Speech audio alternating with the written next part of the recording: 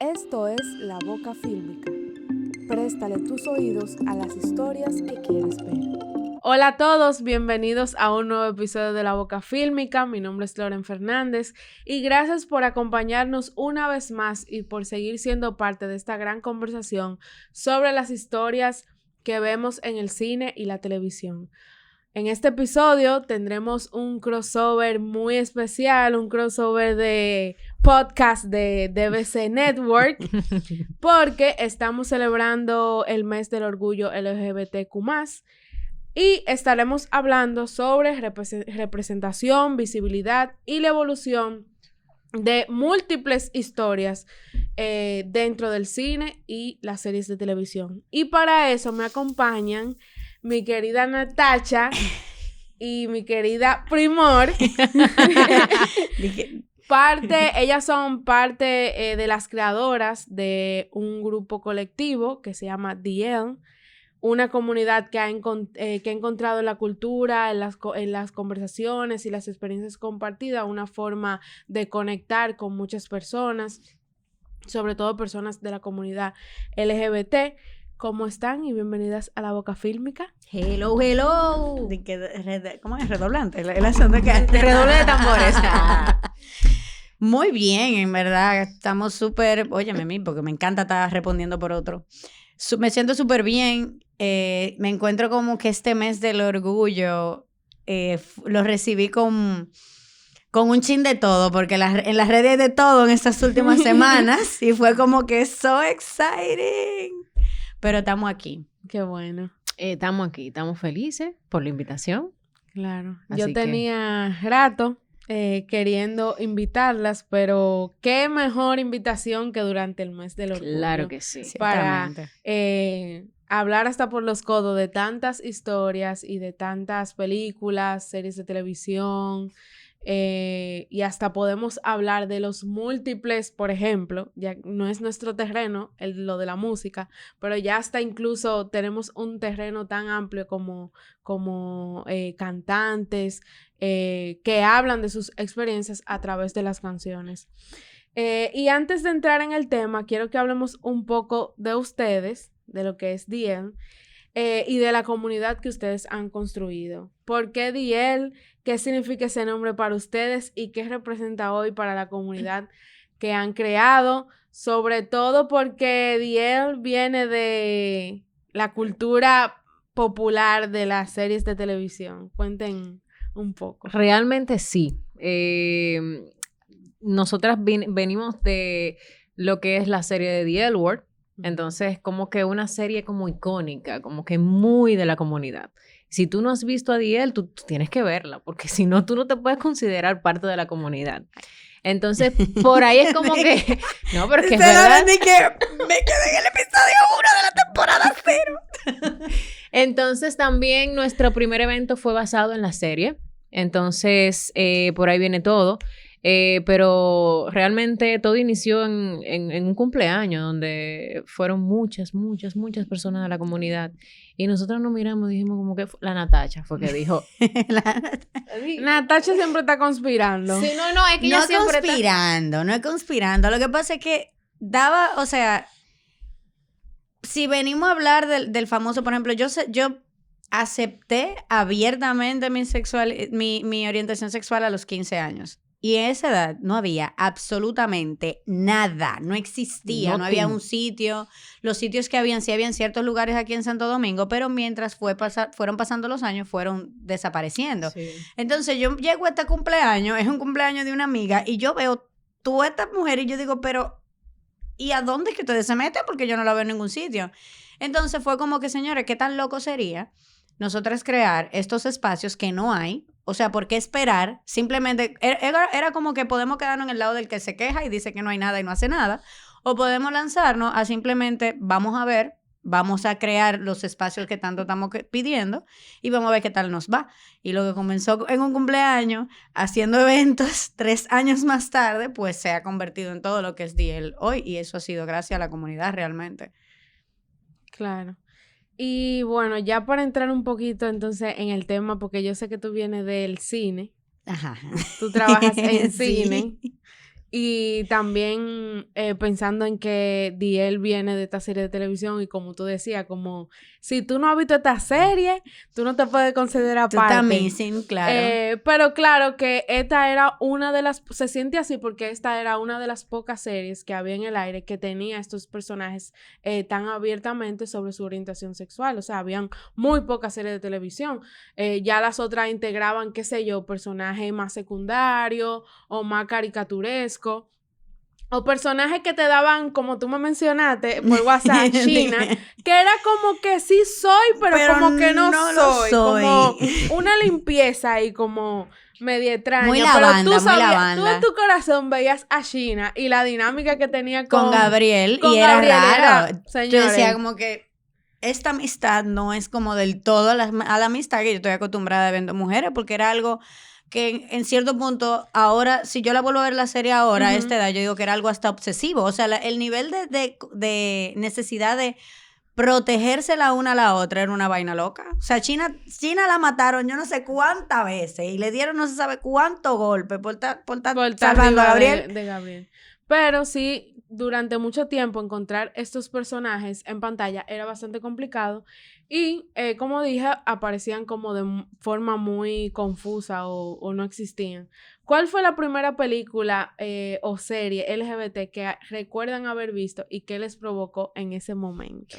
Bueno, mira, yo comencé a ver series de la comunidad, yo tenía como 16 o 17. Como tú entenderás, no había tenido ninguna experiencia. Claro. Entonces me encuentro con The L Word y me encuentro con Shane tirándose desnuda a una piscina con un paquete de mujer y dije, ¿qué?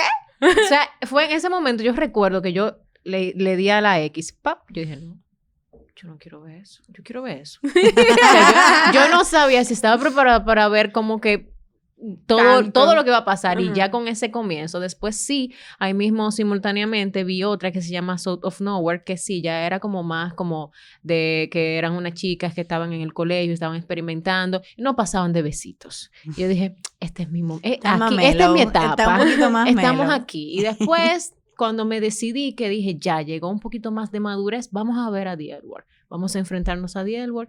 Entonces, sí, The L Word fue, y esas dos. Bueno, yo diría que, como te comenté por WhatsApp, o sea, lo primero que me llegó a la mente fue China, pero entonces después me llegó Buffy. Y era porque las series, yo siempre vi muchas series, en los 90 siempre te metían un personaje, pero no se decía qué era. Yo me daba cuenta como después al tiempo, era que yo me daba cuenta como que, pero en realidad, ahí había algo. Y yo recuerdo que hasta cierto punto Buffy, el personaje de Willow, terminó siendo un personaje lésbico, abiertamente, por así decir, lésbico dentro de la serie. Eso era un escándalo en los 90, eso era un escándalo garrafal. Y con China era eso, que no era explícito, era algo que ya uno como que leía el entre líneas. Cuando yo vine a caer en The L, ya yo había visto mucho contenido, porque yo recuerdo que también yo veía mucho anime. Entonces el anime tiene muchas categorías y entre ellas hay una categoría que se llama Yuri, que era el famoso como romance entre mujeres.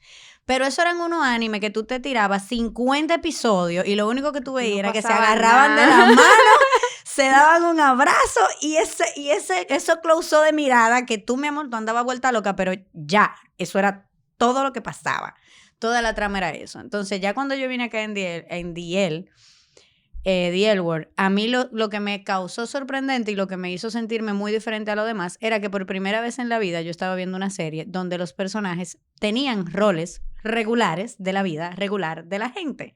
Tú tenías una productora de cine, tú tenías una decana de una universidad súper prestigiosa, tú tenías una peluquera, o sea, yo empecé a ver personajes donde yo podía identificarme con alguna de ellas porque teníamos algo en común.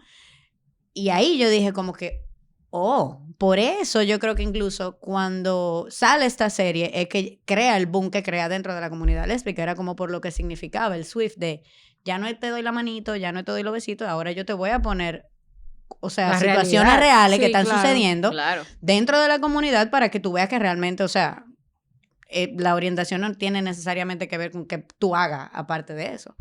Y me imagino también que eran personajes como viviendo la vida adulta. Exactamente. Como no era tanto de amorito de secundaria o de universidad y cosas así. No, sí, también adultas descubriéndose dentro de la adultez, que es diferente. Claro, incluso lo pienso de que, por ejemplo, como tú lo dices, descubriéndose ya en la adultez, que puede ser como que, ay, estoy en mi adultez y no puedo como explorar estas otras cosas, ¿entiendes? Como que es una serie que da la apertura, que no importa si tú eres qué tan adulta tú seas, tú puedes como comenzar a explorar este tipo de... comenzar a explorar tu orientación sexual. Y en mi caso, yo comencé como... Yo probablemente antes de la universidad había visto una que otra cosa, pero en la universidad yo siento que para mí fue un momento como de... Sí, de mucha adultez y de enfrentarme como a otro tipo de personas que no era la del colegio. Y eran otra cosa, y eran como otras personas que traían algo nuevo como al terreno. Entonces yo me acuerdo que una compañera mía me dijo de que, ¿viste esta película? ¿Viste esta película? Aquí senta en el piso de Apex, señores. Ay, mi madre. En los pasillos. ¿Viste esta película? ¿Cuál era la película? ¿Cuál era la película? Ella me dijo que viera Blue is the One. ¡Ay, madre! Otra más que oye, ¿qué iniciación le dan? Pero, more. Fue algo así mismo como... En el pasillo de la universidad. No, es que eso no se ve en un pasillo. Sí, porque... qué sé yo, estábamos en el decanato de arte, tú sabes. Que ella no sabía lo que iba a ver. Y larguísima. No, obviamente no. Y fue como a ti te pasó de que... demasiado muy rápido. Y claro, es algo muy gráfica y sí, pero creo que después, viendo un poquito para atrás, por ejemplo, cuando inició Netflix, que le dio mucha apertura a estos contenidos, por ejemplo, estaba Orange is the New Black, Vis-a-Vis, pero a mí una de las que más me gustó fue Sense8. Ah, claro. No, pero que... No, pero es que Sense8 tiene una historia súper... O sea, desde el backstage ya tú tienes toda una historia construida de Sense8, que es una locura total. Porque tú tienes los hermanos Wachowski, que en Matrix eran los hermanos Wachowski, y en Sense8 son las hermanas Wachowski. Exacto. O sea, estamos teniendo dos directoras que tuvieron toda una transición. Sí. Ahora mismo son mujeres trans y te crean toda una serie donde realmente, como te digo... Tú estás viendo personajes que están viviendo cosas que le puede pasar a cualquier gente, porque tú tienes el personaje del actor, del que era actor de mexicano. El de RBD. Bueno, Miguel... wow, ¿cómo es que se llama? Pero... Que dentro de la serie él es un actor como del viejo el típico macho man, pero sabemos al final de que... Sí. Y es una locura, o sea, como que la evolución de los personajes es totalmente... fue muy cool, en verdad. Yo me atrevería a ver Sense8 otra vez feliz de la vida. Oye, tú también tienes un personaje trans. Tú tienes de todo. Que está con una chica. Con una chica. Eso fue para mí, eso me voló la cabeza. Que luego ese personaje lo tenemos en The L Generation Q, que es la esposa de Shane. Ese personaje hasta lo tenemos incluso en Euphoria. También. Sí, para que vea qué compleja es la sexualidad. Que a lo mejor cualquier persona se queda como en lo básico y dice, pero cuando tú comienzas a ver, nosotros incluso dentro de la comunidad, yo digo, wow, pero es complejo el mundo de la comunidad. Y es bueno estar abierto para tú poder ver que la sexualidad es descubierta de varias maneras. ¿Entiendes? Sí, totalmente. Con eso de Euphoria, con Hunter Schafer, me gusta que le están dando roles que no tienen que ver con su orientación sexual. O sea, ella está representando personajes que son chicas. Sí. Y esto es algo que me gusta mucho. Como que la historia no es como, la chica trans, ¿entiendes? Como... por ejemplo, en The Hunger Games, en la última, me fascinó. Y yo sé que por ahí viene que ya se está rumorando de la adaptación de los 7 maridos de Evelyn Hugo. Uy. De que ella va a ser Celia St. James. Y eso para mí va a ser fenomenal si eligen a Hunter en ese papel. Eso va a ser increíble. Y nada, la representación sabemos que ha evolucionado muchísimo en la última década. También ha cambiado la forma en que el público tal vez aborda o se relaciona con estas historias.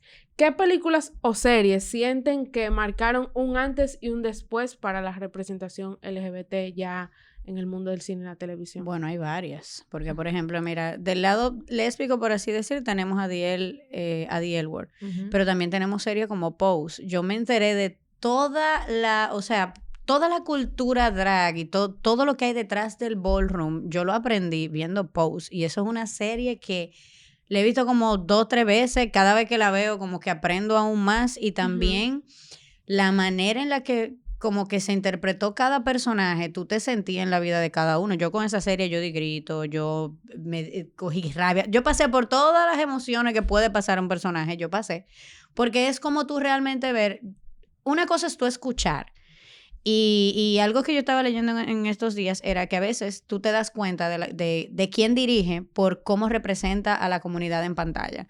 Hay veces que tú puedes tener un director heterosexual que sea muy buena la representación, pero hay veces que pueden caer como en estereotipos. Pero incluso Pose es de Ryan, ¿no es de Ryan Murphy? Sí. Es de Ryan Murphy, sí. Que para mí, yo tengo a Ryan en un lado y tengo a Shonda Rhimes en otro lado, de que son 2 genios a nivel de televisión. Y déjame ver, aparte de Pose, es que, mira, tú sabes, una nueva que yo la estuve viendo, que es, yo me la encuentro como una serie cuchi, pero es una serie de que para el adolescente que está iniciando ahora, yo me encuentro que sería como soft de ver, que es la de Heartstopper. Y es porque tú tienes varios personajes realmente de la comunidad, no se sienten forzados porque llega hasta cierto punto, hay personajes que ni siquiera sienten la necesidad de tener que pedir el permiso de salir de un closet, porque para ellos simplemente están viviendo su normalidad de su vida. Entonces esa sería como de las nuevas que yo te diría, pero de la vieja yo sé que hay muchas más, lo que pasa es que ahora mismo no me llegan. Está Ratchet, aunque Ratchet es un poquito más twisted, no se diría que como la trama principal viene siendo su sexualidad.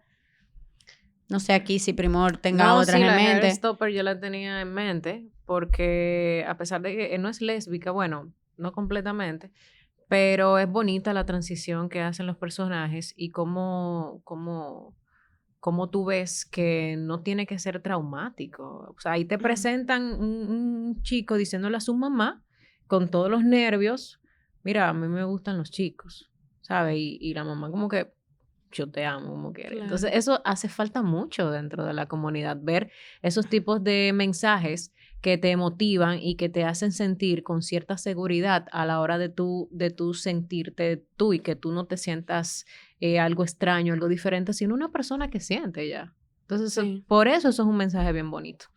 Y es como tú dices, algo que todavía al día de hoy falta mucho de ver en pantalla, porque sí es verdad que tenemos muchas historias LGBT, pero desde el trauma, desde la tragedia, desde lo político. Desde lo político, lo social, son un drama incluso bastante denso. ¿Tú sabes qué? Hay una película que se llama Milk, que es él era político. Sí. Y en aquel momento había mucha controversia, entonces al final mataron al tipo, pero él se enfrentó y realmente tuvo una comunidad que lo apoyó, ¿sabes? Porque si la comunidad tiene algo, es que cuando alguien de la comunidad es mínimamente atacado o lo que sea, ahí viene toda la comunidad, estamos aquí. Entonces, también para mí esa película marca algo por el hecho de que ahí se inició una lucha por la que el orgullo también hoy existe, que tiene todo un contexto. Esa película es bastante icónica, sé que mucha gente la recomienda, sobre todo ahora en el mes del orgullo, como tratar de revisitarla, aunque ustedes la hayan visto. Creo que también, por ejemplo, a mí uno de mis directores favoritos, que es Pedro Almodóvar, ha sabido cómo navegar las historias LGBT, obviamente desde su propia experiencia, desde su juventud, desde él estar rodeado completamente en su casa de mujeres, como todas estas dinámicas. Y él, a pesar de que sí tiene algunas que son muy fuertes y desde el trauma, creo que también celebra un poquito esa esencia dentro de cada uno de sus personajes que son hombres gay, casi todos los personajes de Pedro Almodóvar, o personajes trans también. Entonces también otra pregunta que le quería hacer era, okay, ¿qué diferencia una representación auténtica de una representación que simplemente busca cumplir una cuota? Porque sobre todo hoy en día sabemos que hay una cuota que cumplir dentro de las películas y las series de televisión, incluso dentro del crew, de las empresas, de todo.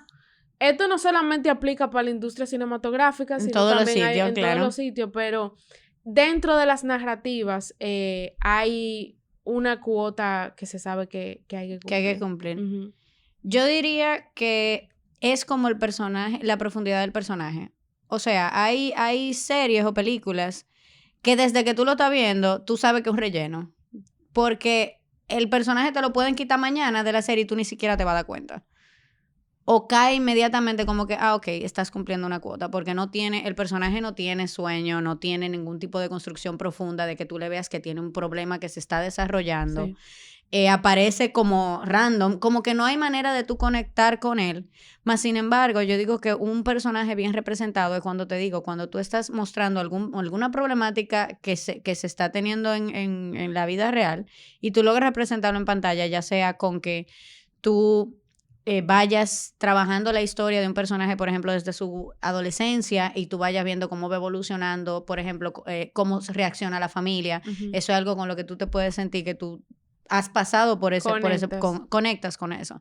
O al igual de que tú, por ejemplo, estás acompañando a un personaje de que a tener sueños, a cumplir metas, a que no sea simplemente desde lo trágico, de que y es un cliché doble, tanto lo aplican para los gays y voy a decir algo de que probablemente que va a sonar mal, pero es como dicen que al negro y al pájaro siempre lo matan en toda la película, tal cual. Y ya ha cambiado porque ahora tú tienes personajes protagonizando historias que no necesariamente toda la trama es LGBT, como te digo, es como que sí, está la orientación, sí, está su sexualidad como parte de, pero hay muchísimo más detrás. Tú tienes una historia familiar, tú tienes una historia de superación, de que tal vez, por ejemplo, lo que quería alcanzar en ese momento, uh-huh, su sexualidad no se lo iba a permitir, pero lo logró independientemente de. Y un ejemplo que te puedo poner es que incluso se puede decir que fue como fue medio político el ataque que hicieron, pero hay uno de los episodios de The L Word donde una de las tramas que se trabaja, o una de los personajes de las chicas, es tenista profesional. Y ahí tú estás viviendo de que en la época donde salió la serie se vivía mucho lo de que si tú eras un atleta, tú no podías vivir tu sexualidad abiertamente porque eso a ti te estaba automáticamente cancelando de sponsorship. A ti se te iban a alejar, por ejemplo, nadie te iba a aceptar por el hecho de tu sexualidad, y eso es algo que a ti te traen todo un personaje, te la construyen desde pequeña, cómo ella va escalando en su carrera, cómo incluso le hacen tener un matrimonio a la banda por las o sea, para la revista, uh-huh, para la foto, porque la tipa llega que, more, Zabalenka en su tiempo. Y más sin embargo, luego se ve que ella logra romper este estigma dentro de la serie, donde ella logra hablar libremente de su sexualidad, y el personaje, tú ves esta tenista realizada y tú dices como que wow, ¿y será posible? En ese tiempo todavía no lo era, pero ahora sí. Y eso es algo que incluso en estos días yo lo estaba viendo, ahora es normal. Ahora mismo la presidenta de la Federación Francesa, el Roland Garros, es extremadamente lesbiana, mi amor. Y después del fenómeno de Heated Rivalry. Fue... Yo creo que hasta hubo incluso un jugador de hockey que salió abiertamente. Es que eso era lo que era eso, NFL, de un jugador, NBA. Eso era algo que tú no lo veías y ahora hay historia que tú la puedes ver. ¿Sabes qué me gusta? Que hay series, novelas y tal, que hay personajes LGBT, pero que no son de la comunidad. Sin embargo, tú los ves en las marchas. Pues, uh-huh, ¿sabes? Eso como que es chulo, Que, mira, yo no soy de la comunidad, pero eso no significa que yo no voy a apoyar a la comunidad. Los aliados. Entonces, porque a lo mejor cualquiera pensaría, no, nada más van personas de la comunidad, pero no, todo el mundo, sencillamente. Una de las cosas que estaba comentando antes de que comenzáramos a grabar es que una de las críticas más frecuentes que están actualmente es que todo el mundo dice como que ahora todas las películas y series tienen personajes LGBT. Como que no hay una sola serie en que tú no encuentres un personaje. ¿Por qué creen que todavía genera tanta resistencia a ver personajes LGBT en historias donde la orientación sexual no es el conflicto principal de la serie? Es que en la vida genera controversia que hayan personas LGBT. Entonces, imagínate tú en las películas. Pero el tema ya no se integra en el cine, sino que antes de ya hay un rechazo. Exacto. Entonces, ya de por sí, dentro de todos los tiempos, no es de ahora, entonces realmente es algo que se viene arrastrando y todavía al día de hoy, las mismas luchas por el respeto fuera de una pantalla, ahora se traslada también a la pantalla. Entonces, realmente, simplemente están poniendo personajes de personas que ya existen, de una orientación que existe desde claro. Siempre, ¿entiendes? Y aparte de esto, déjame decirte una cosa, yo vi una película de 1985, lésbica, que de hecho en esa película fue que basaron, que tomaron referencias para hacer The L Word, y era completamente gráfica. Tú ves a dos mujeres de ese momento, de aquella época, teniendo unos besos y unas escenas eróticas que tú dices, ¿cómo diablo salió esa película en ese momento? Que hay muchas que ahora no la tienen, pero es que siempre ha existido.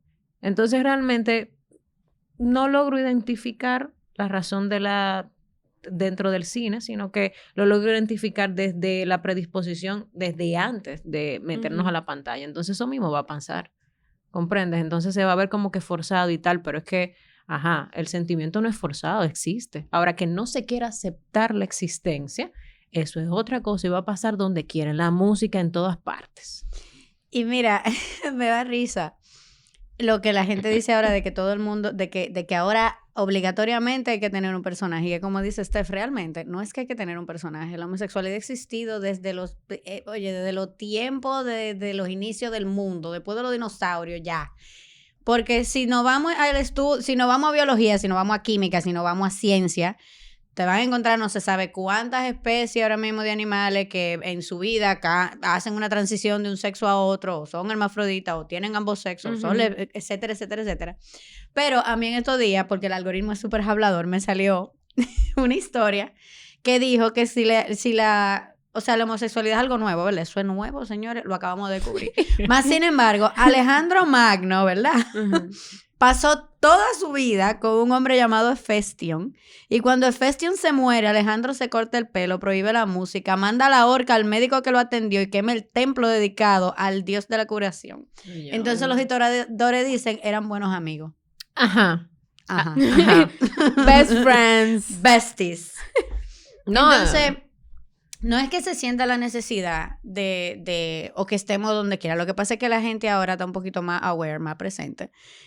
Y siempre, No, y que ahora todo el mundo tiene un espacio para expresar. Exactamente. Porque las redes sociales, eso es una locura. Y por eso le hago la pregunta, porque es una locura como cada vez que sale una serie en Netflix, en HBO, publican el tráiler, publican cualquier cosa y explotan los comentarios. Un escándalo, la gente se pone loca. Entonces, ahora a mí lo que me da más risa es que las actrices de gran renombre, ahora tú las estás viendo personificando personajes lésbicos. Tú tienes, por ejemplo, una Cate Blanchett en Tar, que la película es sumamente densa.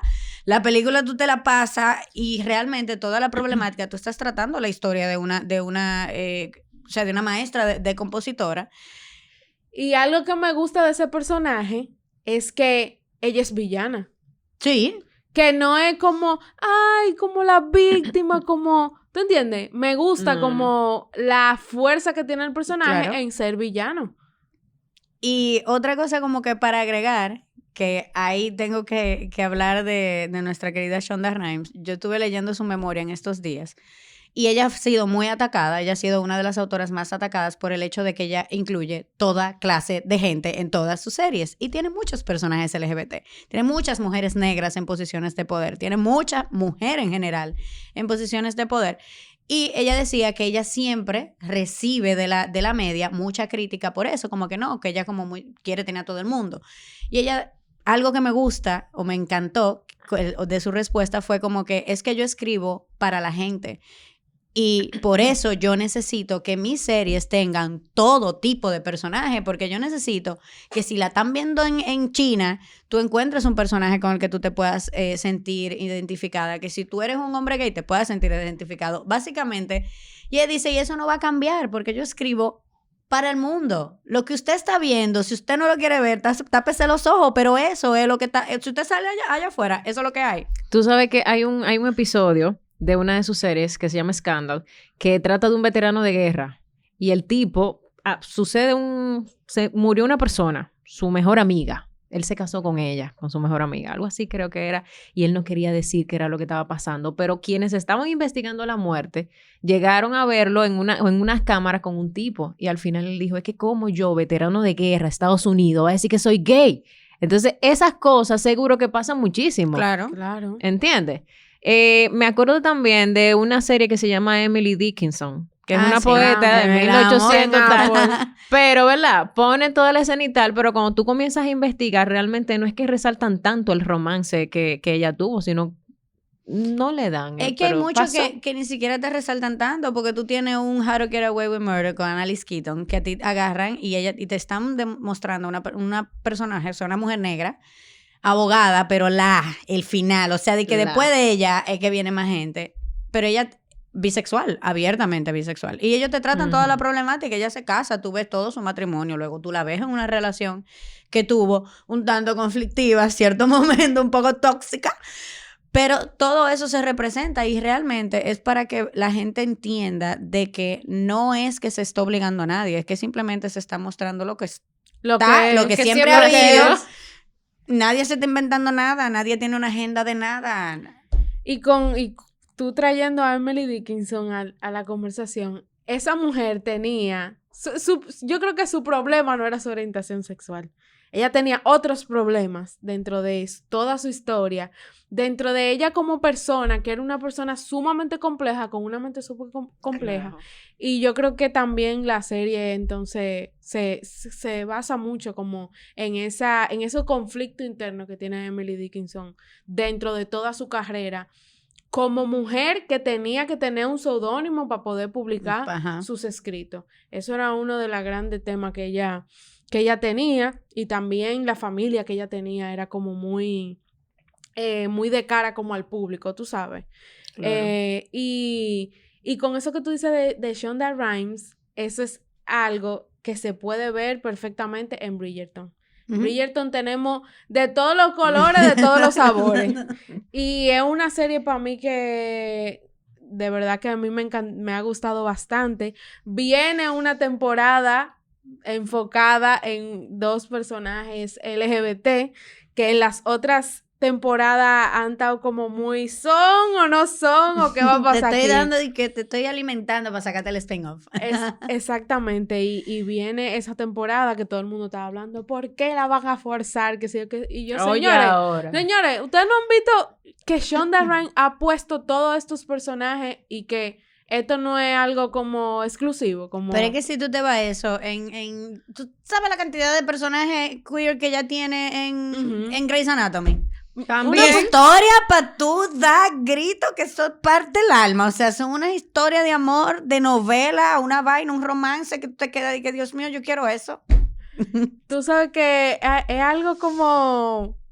A las lesbianas les gusta Grey's Anatomy. Eso es un sello. Bueno, eso es un sello. Porque me he topado con muchas amigas. Yo no la he visto entera. Pero eso es como un sello, como... Pero es lo mismo, como te digo, aquí tú tienes la representación de médicos. O sea, tú tienes mujeres que son extremadamente brillantes, que si neurocirujana de no sé qué, que si yo cuánto conoce, sabe cuánto PhD. y tú verte, Claro. porque también, no sé si será cierto, pero según estadísticas dicen que dentro de las ciencias hay mucha persona de la comunidad escondida. Entonces, el tú agarrar y ver que por el mismo asunto del prestigio de la medicina o de la certificación, a qué tan lejos tú puedas llegar, todavía hoy en día se siguen cohibiendo de muchas cosas. Entonces, tú tener esta serie representada donde tú tienes unas mujeres que son brillantes en su oficio, que son lo último de lo mejor, y al mismo tiempo representarte como que, pero mira, adivina, ellas son de la comunidad también, y mira, sí, se casan, y mira, sí, pueden vivir como una persona. Conviven, tienen problemas. Exacto. Como cualquier persona. Sí, y eso que tú dices, algo que me ha refrescado bastante, porque ya cuando yo entré como después de cierta edad, es verdad que yo no soy muy mayor, pero ya como después de los 25 es una edad como que ya tú estás un poquito, yo tengo 28, ya verdad, como me siento ciertamente adulta. Okay. Y algo que yo comentaba con un amigo que tiene 31 años, era que habíamos agotado todas las historias como de adulto, como LGBT, personas adultas, porque sí hay muchas personas que vienen como desde la niñez, desde la adolescencia, y era como que son heavy, pero ya estamos altos, ya queremos vernos como esa representación, como tú dices, con problemas de gente adulta, de divorcio, de que aquí hay un pleito de quién se va a quedar con los muchachos, divorcio, que si tengo que lidiar con una hipoteca, exacto, que si tú sabes, como que son los problemas que tú también te preguntas, o sea, son las preguntas que tú también tienes como parte de la comunidad, es como que ok, el matrimonio es posible en los lugares que, pero tú dices, ¿hasta qué punto? O sea, realmente, por ejemplo, mi pareja va a tener derechos sobre una hipoteca. Ahí tú empiezas a ver los problemas, por ejemplo, de si a ti te dan un préstamo en conjunto, si realmente a ti te identifican como pareja, si a ti te dan un seguro de salud.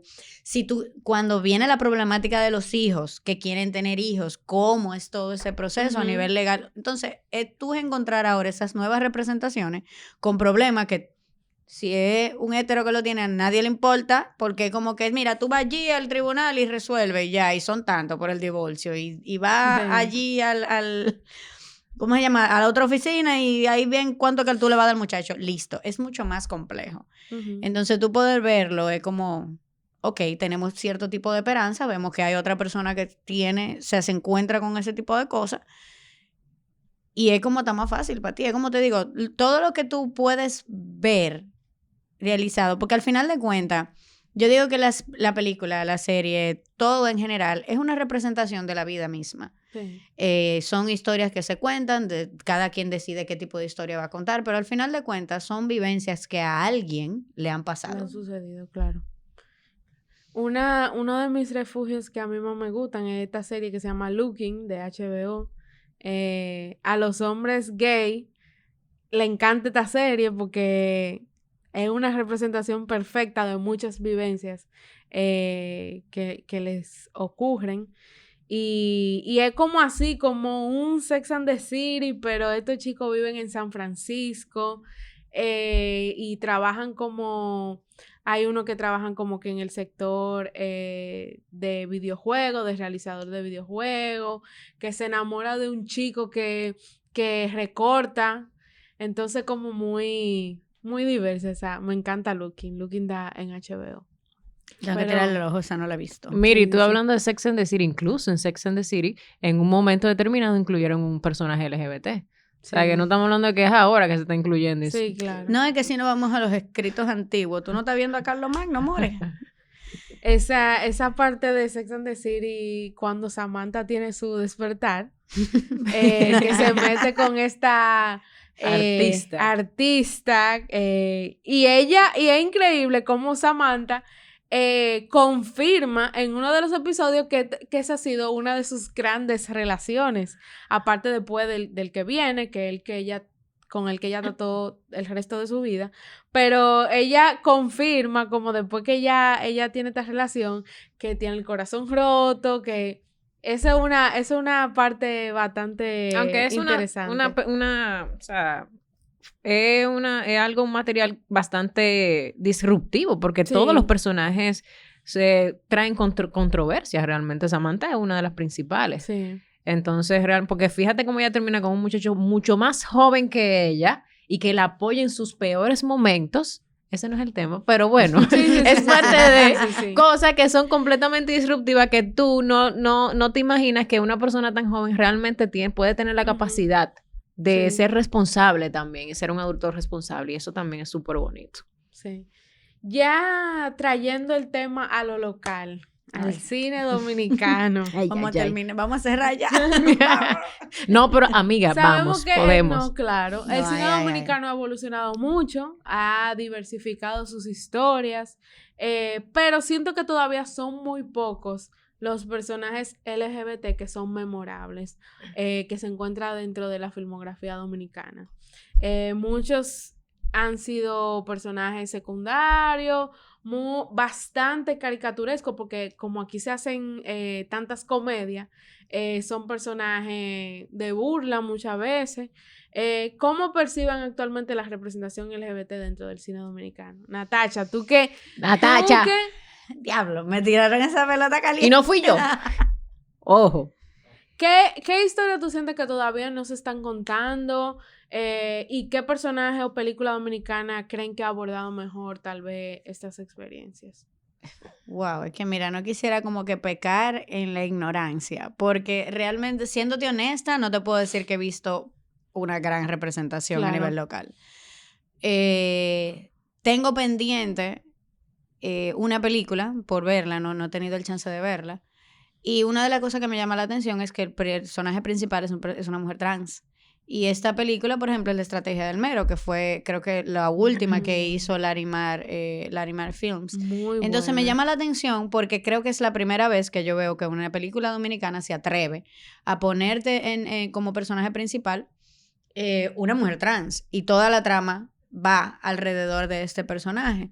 Sí hay una nueva, por ejemplo, también la de Ángel Muñiz, que te tiene como que todo el asunto de la temática gay, de todo el asunto como del machismo, de un chico que viene obviamente de jugar béisbol, entonces tú tienes una mezcla del deporte, de lo local, de lo demás, y esas serían como las dos que yo te podría decir que lo tienen como a nivel más específico, como se puede considerar una película LGBT. Hay otras películas que yo he visto como que la representación es muy mellow o como tú dices, muy...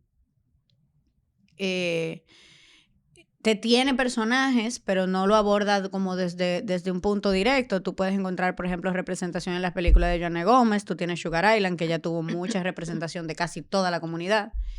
La película no es LGBT, pero tiene claro, representación. También te podría mencionar Candela. Pero como que hasta ahí ahora mismo no me surge otra ahora mismo que yo pueda decir que sea local. Y recuerdo que muchas de las veces que queríamos armar ciclos o muestras con contenido local, teníamos que recurrir mucho a utilizar cortometrajes porque no habían largos que fueran 100% dominicanos que tuvieran una representación que tú pudieras tomarle y decir, ok, yo puedo crear todo un conversatorio en base a esta película y realmente enfocarme en el personaje y no tener que dar 340 minutos dándole vuelta hasta tú medio caer en un personaje de que salió una línea y como para cumplir una cuota, como decimos, de que déjame cumplir esta cuota, tengo que cumplir, mételo ahí, pasa por ahí, bye, ya.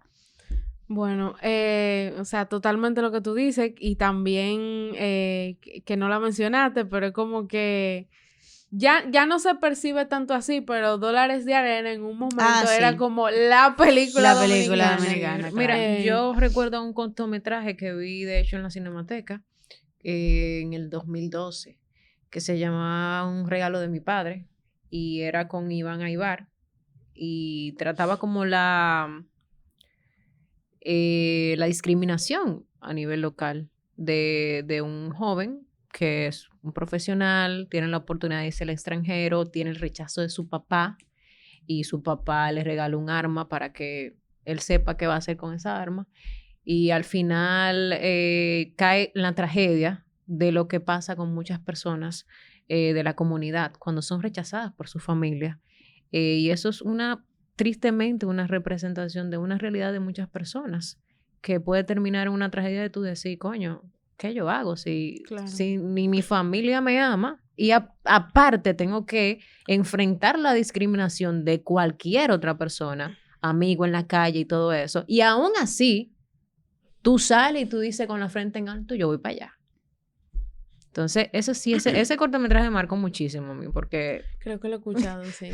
Que es muy fuerte. Pero creo que también lo que nos sucede socialmente tiene un impacto dentro de las narrativas que se cuentan. O sea, nosotros también estamos sanando otros traumas, ¿verdad? Claro. De dictadura, de conservación, de corrupción. Y creo que el hecho de que tal vez las películas LGBT de nuestro país tengan que ver también con lo que nos ha sucedido socialmente y las repercusiones como de tanta represión que hemos tenido. Sí. Tal vez por eso no encontramos tanta película que no sea una tragedia al final o que no sea como un trauma. Y ahora, si vamos por ejemplo a documentales, hay 1,000,000 de documentales dominicanos. Claro. Que casi siempre son hechos por la misma comunidad y los documentales son necesarios porque así es que tú sabes dónde estábamos y cómo, o sea, y por qué estamos, hasta dónde estamos y qué falta. Pero realmente, a veces yo creo, y estoy asumiendo con esto, pero a veces yo pienso que localmente hay un mucho más cuidado de que, primero, es un país conservador. Uh-huh. Entonces, ya el simple hecho de tú atreverte a hacer un corto es un tema. Entonces, tú hacer un largo, vamos a suponer tu primera ópera prima, tú como director dominicano, y que sea una película queer, ya antes de tú sacarla a la sala de cine, tú te estás preguntando, ¿esto es una película que yo voy a lograr que la gente vaya o es una película que antes de yo estrenarla voy a tener el 70% de la población en contra? Entonces, al final de cuentas, yo digo que las mejores historias las terminan contando en cortos. Yo vi un corto reciente me refiero hace menos de 2 años, hecho por un estudiante, donde por primera vez yo empecé a ver las historias LGBT que no fueran tragedia. El corto lo hizo lo hizo un grupo de tesis de UNIBE, creo que era. Y era un corto semi-animado, tenía como parte de animación, era un chico, recuerdo que era un chico mudo, y toda la conversación pasa entre él y una amiga, y realmente él lo que está enamorado de un muchacho que siempre va y lo visita, pero el muchacho al inicio como que no sabe, se ve como esa historia sana de amor donde se encuentra en una biblioteca, donde el chico que lo visita trata de ver cómo comunicarse, luego se da cuenta que es mudo, trata de aprender a hablar en lenguaje de señas. Y es una película que al final es una película corta. Claro. Que ellos terminan juntos. Y fue la primera vez que yo pude ver en pantalla aquí decir como, wow, qué chévere. O sea, como por fin están apareciendo historias que también ocurren. No todo es trágico. No digo que no se cuente, porque tampoco es que la historia debe de olvidarse. Pero Totalmente. Sí digo que de vez en cuando déjame caer un easter egg, tú sabes, que me diga que no todo es malo, que también hay otro tipo de salidas para, o sea, en general. Claro. No, yo también puedo corroborar eso porque he visto muchos cortometrajes recientemente de UNIBE, de INTEC, de Pucamaima. O sea, esos chicos están haciendo muy buen cine. Si está diversificada las historias en el cine dominicano, esta gente, lo que van a traer los próximos años va a ser muy, muy bueno. Porque no fue ni uno ni dos cortometrajes con personajes LGBT. Y no necesariamente con historias que todo gira alrededor de su orientación sexual. Exacto. Que vi bastante en estos recientes, porque ya han pasado como los festivales de las universidades y he podido verlo y me gusta mucho lo que están trayendo, lo que van a traer. Lo que van a traer. Generaciones no, viene buena la que cosa. tienen una mentalidad como diferente, más abierta. Claro. Más abierta. Desde un lugar como menos trágico, obviamente, y sí, más abierta, como tú dices. No, sí, más acoplado a una realidad que no debe ser rechazada. ¿me entiendes? Porque, claro, como te digo, no es desde ahora que existe todo eso, sino desde antes. O sea, que lo que estamos forzando, lo que está forzando es el no aceptar que existe lo que existe, ¿me entiendes? Entonces, esta generación dice, no, pero espérate, que esto está y esto va a seguir estando. Entonces vamos a darle la visibilidad, no a forzarlo, sino a darle la visibilidad de lo que ya está. Esto no lo inventamos nosotros, no lo estamos forzando nosotros, no lo estamos metiendo claro. nosotros. Y tú sabes que algo que me gusta de la generación de los Gen Z, que algo que yo realmente tengo que decidir que se la doy, es el hecho de no pedir permiso para cosas que para ellos son obvias. Es como que, pero porque yo tengo que salir de un closet. Es como, ¿por qué no? O sea, a mí me gusta esa muchacha y punto. ¿Cuál es el problema? Es la persona que me gusta. No, o sea, mi problema no es que te guste o no te guste. Eso pasó ya. O sea, yo tenía que pedirte permiso, tenía que decirte. Entonces, esa forma de ser como tan unapologetic que tiene la generación Z de no pedir permiso, a mí me encanta. Es como que cualquier cosa yo te pido perdón y probablemente Exacto, yo no te pido ya. perdón tampoco. Exacto. Ve a Como terapia. que vamos a existir. Que ve a terapia. Totalmente. Es muy heavy. Todas las películas nuevas como que están saliendo. Bueno, hay dos de Anne Hathaway que vienen por ahí que yo estoy que no No, duermo. es que espérate, porque es que ella no es fan, duermo. o sea, ese es su crush. Ojo, No, ojo, porque está Kate Blanchett paréntesis. también.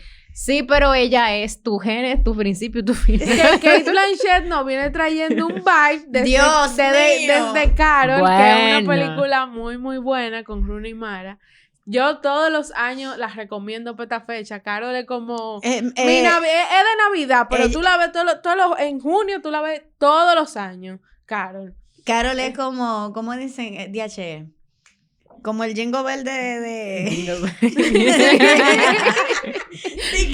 que cuando se está sintiendo la Navidad, que ya tú sabes que sale de Navidad, como Shakira con Mariah Carey. Exacto, Mariah Carey con la vaina de Navidad. Sí. It's time. It's time, Sí, así me time. meto. No, Carol definitivamente es una película y te trata diferentes cosas, porque en Carol tú tienes la diferencia de edad, La diferencia de... que es bastante enorme, la diferencia de clase social también, porque tú tienes esta señora con sus perlas fina que llega a esta tienda de juguetes y tú tienes la que te está atendiendo en la tienda de juguetes, que es una chamaquita oblivious, mi amor, que obviamente no está al mismo nivel que tú, pero a todas, al final de cuentas, todas terminamos obsesionadas con Carol porque que era too much.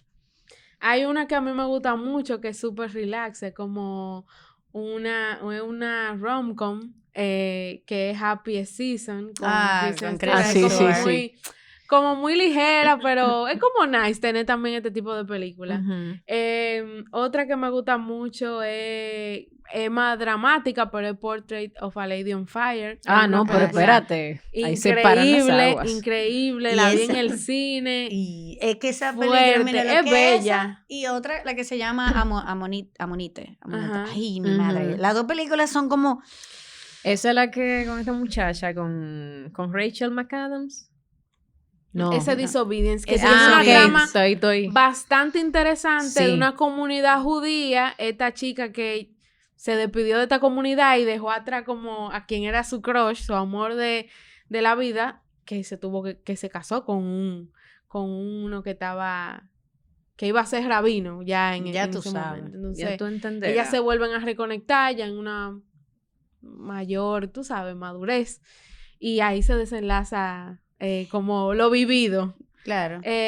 Hay otra que me gusta mucho, o sea, dos que vi recientemente, que trata sobre, se llama A Nice Indian Boy. Este tipo de películas me gusta mucho porque es como diferencias culturales, ¿me entiendes? Sabemos como que tal vez en Estados Unidos esto sea como más bien visto, aceptado, pero ya en una cultura india sabemos que hay como que ciertos reglamentos. Claro, igual que la cultura si tú, asiática. Exacto, igual. Esa película, A Nice Indian Boy y The Wedding Banquet, es muy buena también porque tiene como tú ves las perspectivas culturales de lo que implica ser LGBT, por ejemplo, en una cultura india o en una cultura asiática, que es bastante complejo. Y se dan unos amores bien chulos ahí en esas dos películas. Pero bueno, ya para ir cerrando el episodio, más allá de las películas, de la serie, de televisión, las historias también sirven para crear espacios de encuentro y de diálogo. Y creo que esto viene a mí ya para ir cerrando. ¿Qué significa para ustedes celebrar el mes del orgullo desde el espacio cultural que van a crear ya dentro de 3 semanas? Sí, dentro de 3 semanas. Ya como Diel generando estas conversaciones. Nosotros nos sentimos súper felices de poder traer esto, ¿sabes? Porque es que tenemos una comunidad y, por ejemplo, en nuestra comunidad de Patreon tenemos un grupo y tal. Entonces, a veces leer lo que piensa cada una de las personas y se abren a decir, estoy atravesando esto, ¿qué me dicen y tal? Entonces, saber que hemos puesto un granito de arena nos hace sentir súper feliz y orgullosa y queremos seguir poniendo más granitos de arena porque somos parte de esta comunidad y lo que queremos es, al menos de mi parte, es como que imagínate esta utopía de cómo fuera el mundo si la heterosexualidad y la homosexualidad simplemente no tienen que ser mencionadas paralelamente.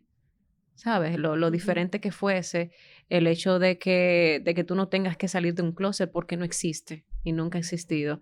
Entonces, como nosotras lo que queremos es que la gente simplemente sea, poder agregar a que cada quien quiera ser quien es sin sentirse reprimido y tal. Entonces, esto es lo que hacemos en DL y queremos seguir haciéndolo y estamos felices y contentas de que la comunidad nos acople a ellos, a ellas, y nosotros también los abracemos. Claro. Nos abracemos entre sí.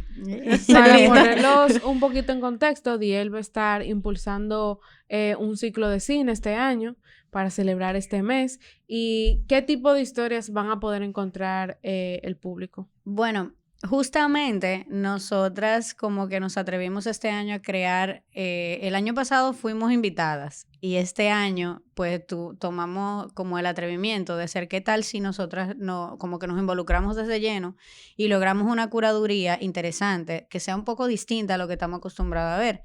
Entonces realmente Diel trae este año te puedo decir como un roller coaster de emociones, pero al mismo tiempo te trae nuevas historias, porque vamos a tener una apertura con una película que trata la homosexualidad ya después de 80 años, de cómo se ve en personas seniles, o sea, en señores de la tercera edad, sí. Perdón.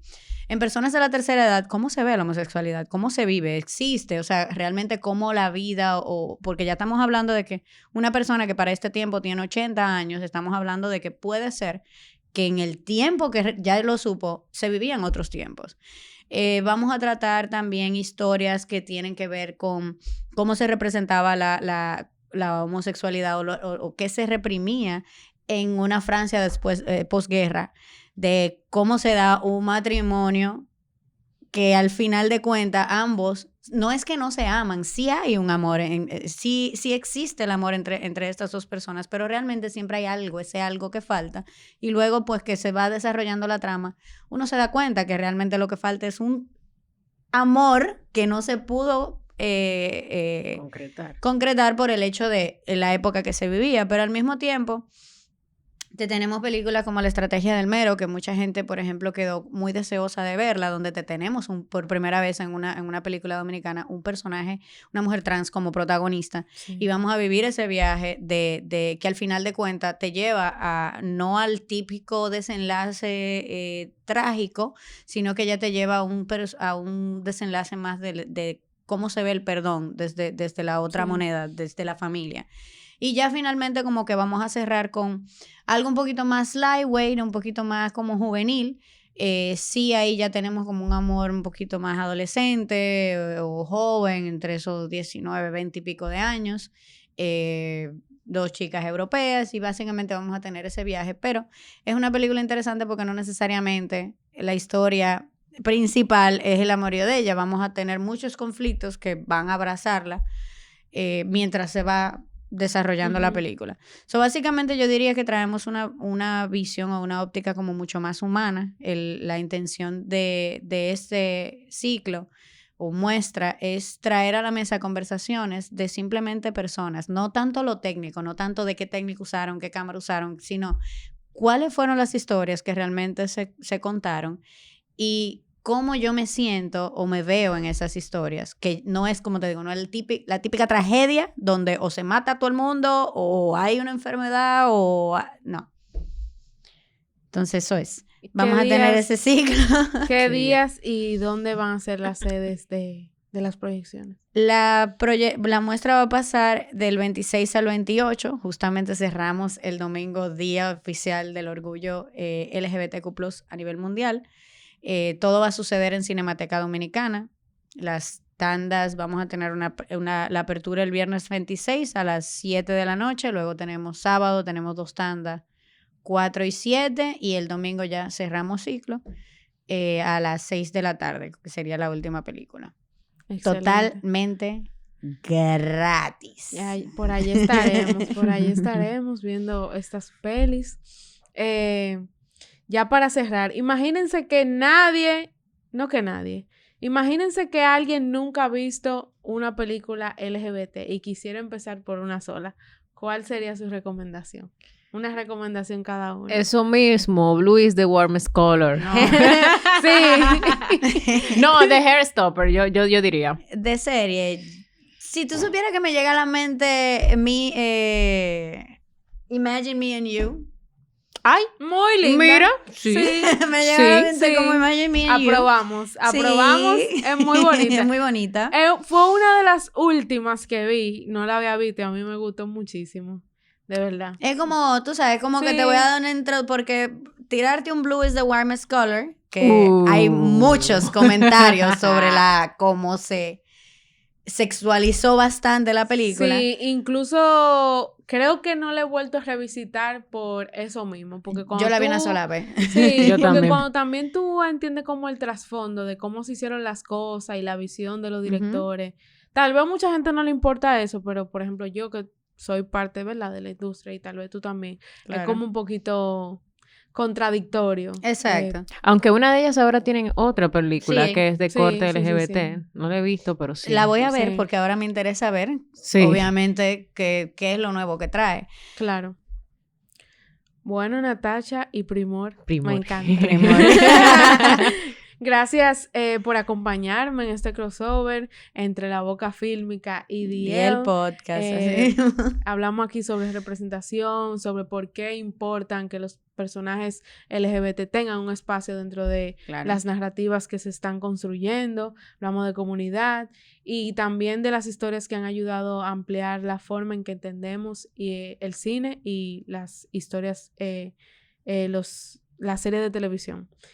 También gracias por compartir con nosotros la iniciativa que están impulsando durante este mes del orgullo para seguir, obviamente, creando estos espacios que son tan necesarios de encuentro. No solamente para hablar de la película, sino también es espacio para también crear comunidad, encontrarnos y crear comunidad y dar un chin de amor y afecto, ¿verdad? Claro que sí. Obviamente todo esto pasando alrededor del cine, que es... una maravilla. Claro. Invitamos a toda nuestra comunidad a compartir con nosotros cuál es la película o serie LGBT que más los ha marcado y por qué.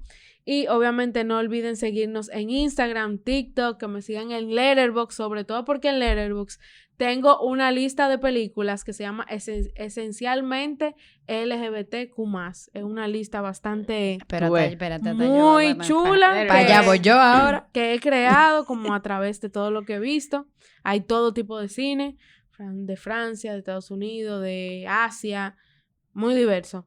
Y también obviamente que nos sigan, que se suscriban a nuestro canal de YouTube y de Letterboxd y obviamente que nos acompañen este fin de semana a la muestra de cine LGBT que tiene DL en la Cinemateca Dominicana.